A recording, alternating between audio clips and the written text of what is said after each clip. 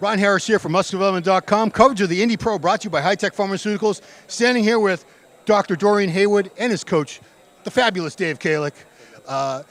Looking for another spot higher than last year. He was fourth place last year, getting better and better every year. I remember when this guy was like a second, third call out. Those days are long gone. He's now somebody you look at for the win in a show like this. First of all, Dorian, I've been seeing some of the progress pictures. Do you feel this is your best? Because I think you've been correcting a lot of the issues that I used to have comments about. Your back is thicker, your midsection's tighter.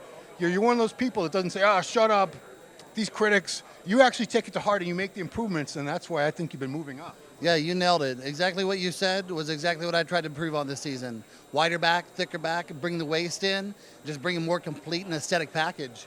And I brought it. And this will be the best version of Dorian Haywood you've ever seen on stage, and it's going to be competitive for the win tomorrow. Dave, I want some of his training secrets. I hope you're not going to get mad, but you told me about the back training. You have one day where, what does he do? Endless sets up? He does. He comes in. There's a separate day because we did get the critique from the judges, so we did want to pull out more width in the lats. And basically the best old school exercise you could do, as you know, is pull-ups. And so he did a separate day of back, and the pull-ups was the meat and potatoes of that second back workout. And as Charles Glass said when he came to Venice, Dorian, he goes, wow, now you have lats. So it's really, it's cool to see how old school stuff, you can't reinvent the wheel when it comes down to some of these exercises. Dorian, most guys your size can't do one pull-up. Let's be real. You know, they did when they were kids, but I can't believe you can do one good set of pull-ups, but I'm sure you're doing. Tell me, Of course, the lighter was easy. did you? Yeah, as the on-season went on, and then I got lighter. You know, down in the lower 240s, I was pulling out sets of over 10, but in the middle of my bulk season, my first set might be 10, then like 7, 7, 7, 7, 7. But yeah, not a ton, but enough to stimulate, and if you're putting that much stress on your back muscle, 280 plus pounds, it's going to have a stimulus to grow. So that has worked wonderfully, and I'm glad we implemented that. And tell me about the midsection. That was the other thing that you seem to have done a lot of improving on. How did you get that? How did you get that down? Well, there's several strategies. One, I think when I first started bodybuilding, I had to get the size, and I pushed the size, and the only way to do that was power eating, basically, force feeding. And I think I'm finally to the size because my critique last year was all year long, work on your waist, work on your conditioning, you're big enough. So I finally feel like I got the size I need to be competitive. Now it's a matter of refining. So between like just having that mind-muscle connection and the tone, one thing I did in the off season is eat a little bit less food and food volume so I have less gastric distress, and abdominal training more frequently. That and healthy gut flora with some probiotic content, and this the trifecta for getting the gut right.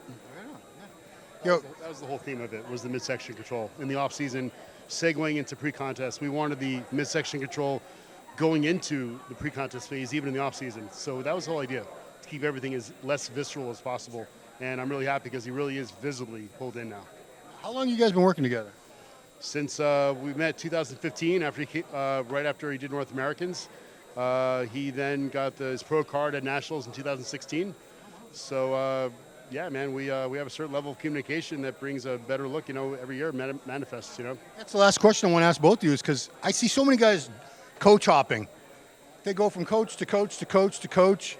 I think personally that's a huge mistake because the coach never gets to really learn the intricacies of how everything affects them.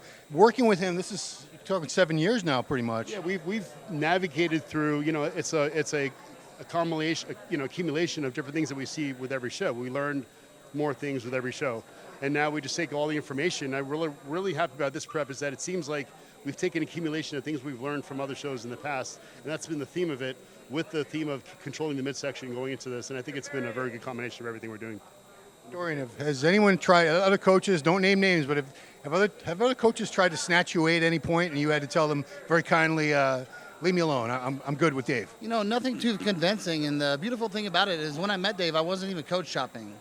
It's just one of those things. I connected with him, and I felt like it's almost a spiritual level that we are both kind of trying to push each other for the best. I want him to be the best coach he can be. He wants me to be the best athlete, and there's also just some type of brotherhood there. And we know that we're there for each other, and we're just here to be the best. And like I said, I wasn't coach shopping at the time, and it's still to this day. I don't have any interest in really having a different coach. I just want Dave, because if I start with somebody else, we're starting from the beginning. Right. we've got 7 years invested in our communication, and our process just continues to get better. So it's working for us. Yeah. And I'm not going to blow up your spot and tell everybody you're going to be turning 40 soon. And this is you seem to be really hitting your stride physique-wise. It gets better and better. You know, we've always been told, at least when I was growing up, 40 is over the hill, blah, blah, blah. But I think you're coming into your prime right now. Do you agree? Absolutely. Yeah, I felt like I was kind of late bloomer when I was younger, and I got into bodybuilding and get to this level a little bit later than most guys do. So that makes me think I can take this a few more years. I can probably take this till I'm 50 and still be healthy and look good and do it. Why not? Yeah. What's that? Okay. All right. For muscular.com, check out this guy tomorrow, Dorian Haywood. We'll see you now.